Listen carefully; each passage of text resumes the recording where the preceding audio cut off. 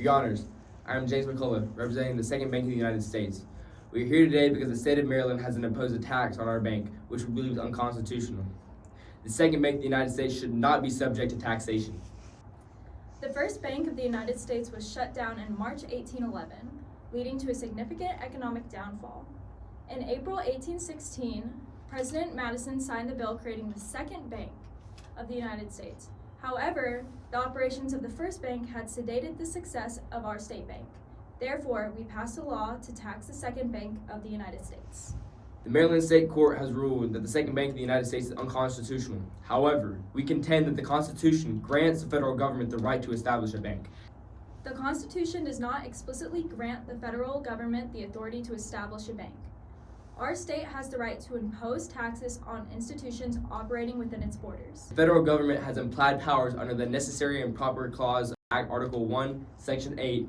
Establishing a national bank is essential for carrying out its enumerated powers, such as coining money and regulating its value. This tax is necessary to protect our state banks and ensure fair competition. The Second Bank's operations have already harmed our local economy. Taxing the Second Bank undermines the federal government's ability to maintain a stable and national economy. We must look beyond the state interests and consider broader implications for our country.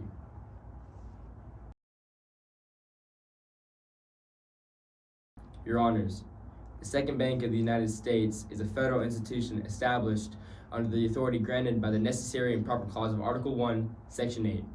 This clause allows Congress to pass laws essential for executing the enumerated powers, including coining money and regulating its values. Taxing the bank undermines these federal powers and disrupts national economic ability.